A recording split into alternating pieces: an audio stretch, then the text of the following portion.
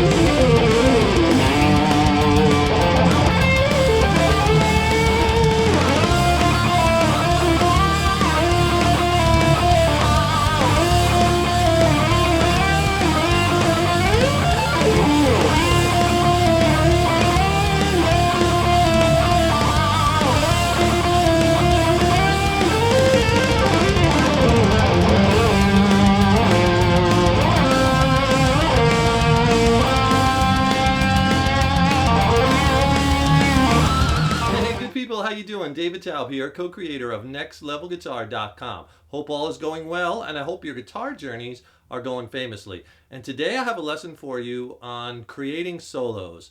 My thought processes that go into creating a solo, and we're going to take some pieces of a solo that I recently did, and I'm going to tell you what I was thinking about, the devices I was using, the scales, and kind of what goes into creating solos. So I got an interesting email recently. I recently did a review on a Schecter Apocalypse guitar. Really cool guitar. A buddy of mine lent it to me. And I'll put that review up in the cards in case you want to check that out. But I played a solo in the beginning and I got some emails saying, hey man, that was a cool solo. Can you explain what you were doing? Sure. So let's take that solo and I'll kind of take my thought processes through parts of it and show you some of that. And that was a solo I dubbed into the beginning. You know, there's many different ways to go about it. And I'm just going to share with you some of the things that work for me. Some people, they just take a lot of things off the cuff. They'll just roll the track, hit record, and then go. Totally, you know, on the spot improv. And a lot of times you can catch the magic that way, you know, and have a first take wonder. Other players will meticulously plan out every little bit of a solo, hit record, and then just keep going and take as many takes as possible in order to get, you know, what they're looking for. And some people use a combination of both, and it kind of depends. A lot of times with studio stuff, when you're recording, you want to get it right because it's kind of forever, so you might have something planned out. And a lot of times a lot of players look at the live situations a little bit more for the impromptu stuff and the jamming and whatnot. And I kind of do a little of both. Sometimes I'll, you know, meticulously plan out a solo. Other times I'll just kind of just go off the cuff. And often though, a lot of times I'll do both. I call it plan and jam, where I'll plan out parts of the solo and then the other parts just kind of let them fly and see where it takes us. And hey, if you got a second, please subscribe to the channel. You know, subscribing to the channel, that really helps us to keep the content coming. Put a comment in the comment box below. Let us know what type of lessons you'd like to see in the future, what kind of gear you'd like reviewed, and what you'd like to learn. So the solo I played in the beginning of this video, I did a little bit of planning and sketching it out, and then a little bit of just improvising, and that's what I came up with. So here's kind of the process when I first sit down and think about these things in creating a solo. The first thing is, obviously, you know, you have to look at the chords. The chords that you're playing over are so important. That's really what's going to give you the roadmap to what you can use solo and improvisation wise. The key is only a piece of it, so you have to look at the chords. The other thing is I wanted to think about what kind of mood I wanted to create, what kind of style did I want the solo to be in. Obviously this track I'm playing over is very hard rock, metal-esque, so has a lot of energy, right? And bass drums, thunderous, kicking in. So I wanted the solo to have some fast parts, have some melodic parts, but also kind of have that energy to show through, right? That's kind of what I wanted to say. So, you know, the first thing I had to do, I looked at the chords, and basically the rhythm track is in the key of D minor. And, you know, it's basically that... Basically, it's going from that D minor to the G minor.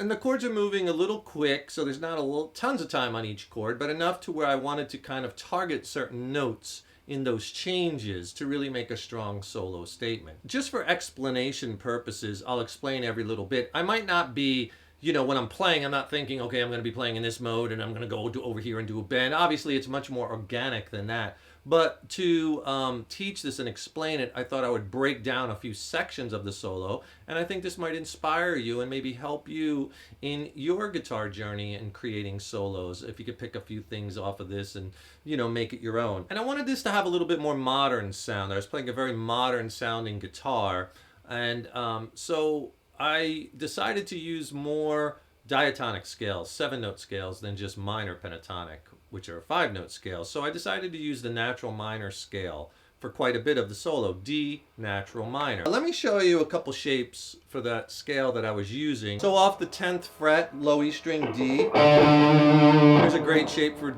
natural minor or Aeolian mode.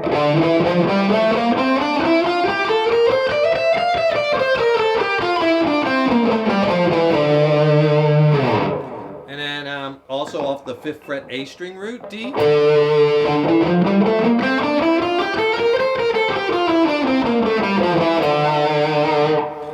Alright, and I'll tell you what I was doing when the chord changed too, but we'll start with the beginning. So in the beginning of the solo, here's what the lick I was playing.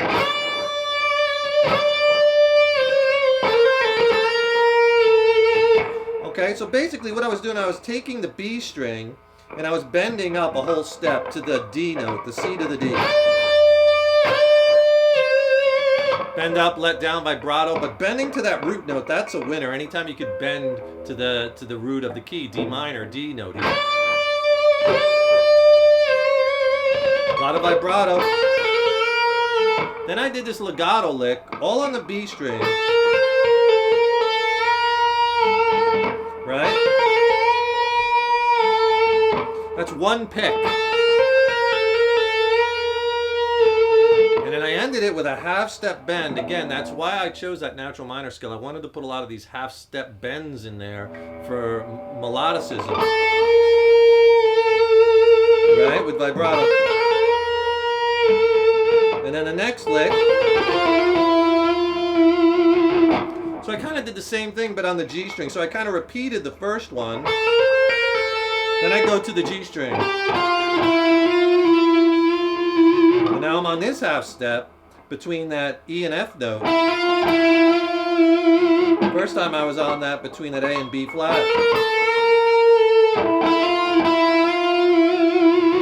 Right, with a lot of vibrato and holding that bend. So they'll both together sound like this.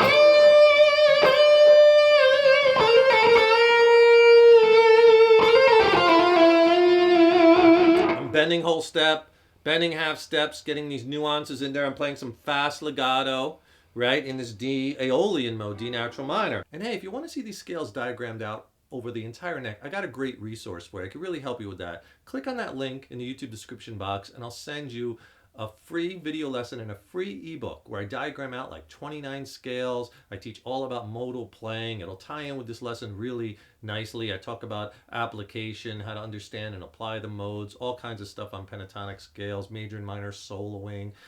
It's just packed soloing strategies. So, and it's all for free too. Free video lesson, free ebook. Just click on that link. The next lick I played was I played a little arpeggio sweep. But I wanted to end on that D note because the D chord is ending, and I really want to emphasize that. You really want to emphasize the root of the mode, in this instance D. So now let's take it from this D minor chord. D minor triad, which is D, F, and A. Or D minor chord. So there's a little D minor arpeggio there, right? So I swept that one pick down. But then I wanted to catch the high D. So it's quite a bit of a stretch. You got to stretch the D note, high D note, on that 10th fret of the high E. So you got to get a 5 fret stretch there if you could. And then I pulled off back to the 5th fret, so slow.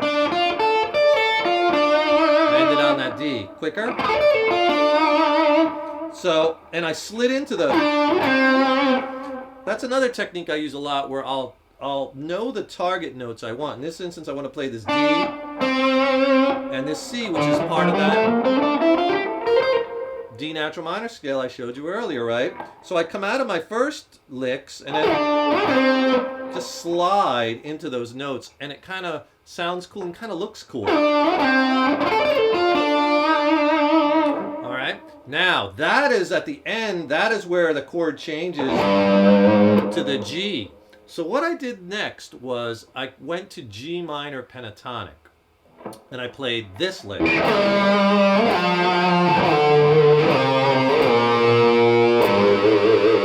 Ending on the G, because now I'm over that G chord, I want to emphasize the G note. So I'm just, again, doing that slide technique right into G minor pentatonic.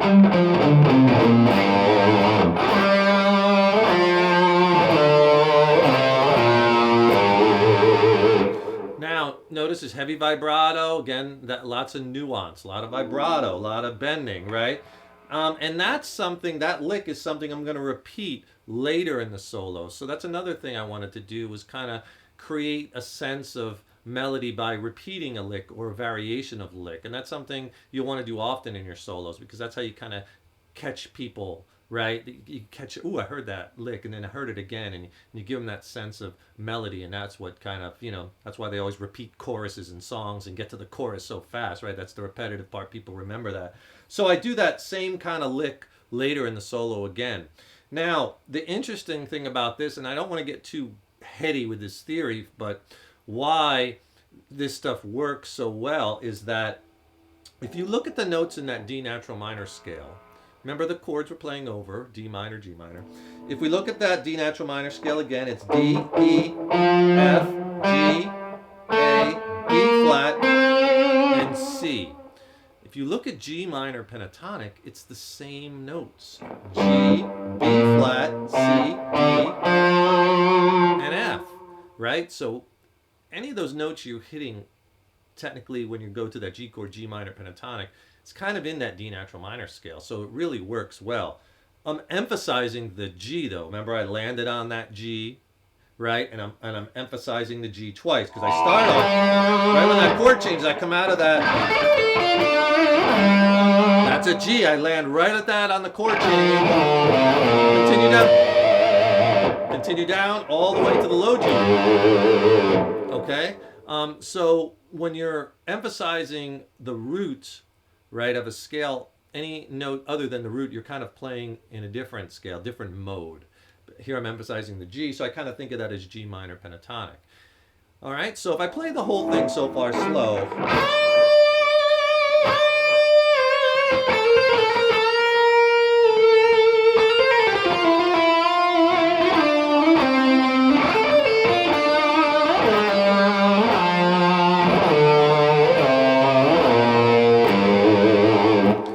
So already I'm creating a few things with the solo. I'm doing some melodic bends, kind of repeating this lick, which you're going to hear later to create melody. I'm moving around the neck, getting different sounds, right? Lots of vibrato, this slide principle, where I'm not just playing notes, but I'm throwing in other things to create interest. Then the next thing I played, and I believe I switched to my neck pickup for this, because a lot of times during a solo, I'll do that. I'll be playing off the, in this instance, I was playing off the back pickup, the bridge pickup. I'll switch the neck, just give it a little different sound. And I love the sounds of neck pickups, especially on this guitar.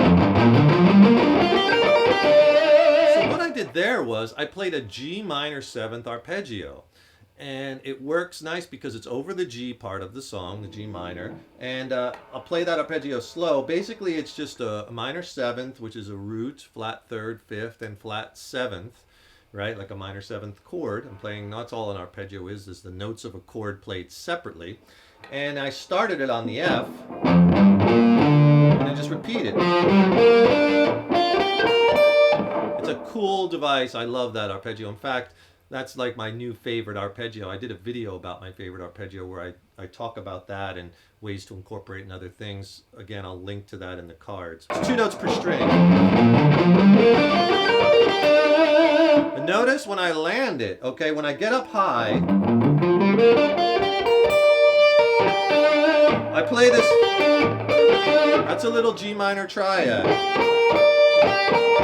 And I just pull off, and and I stop at the D. Because why? Guess what? The chords change again. Then what I do is I move back up here into D natural minor, and I land on a G note.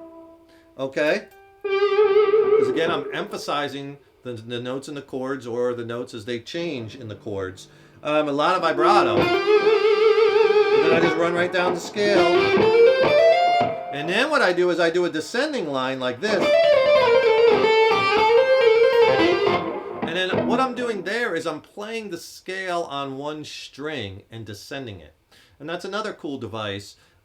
Because again, I wanted to create some movement in the solo, because I was doing this low note arpeggio thing, and then I did this vibrato thing, and now I wanted to kind of descend and kind of create play something a little flashy, right, with some speed.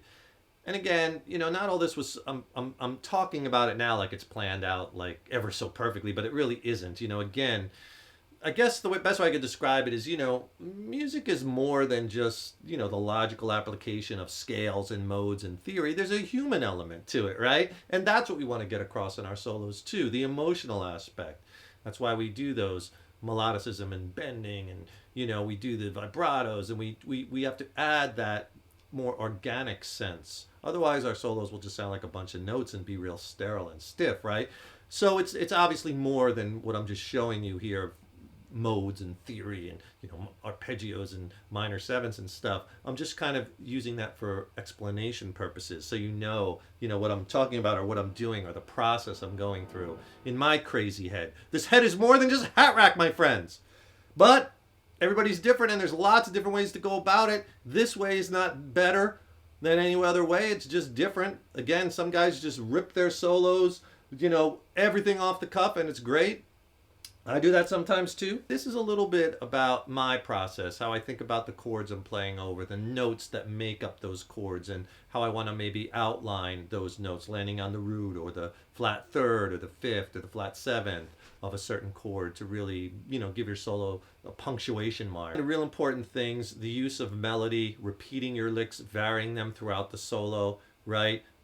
Understanding what chords you're playing on top of, right? And really examining the notes and the chords and studying the relationship between chords and scales. Through this lesson, I was using this, which is a guitar made by Universum. It's a Mariana Special Reserve.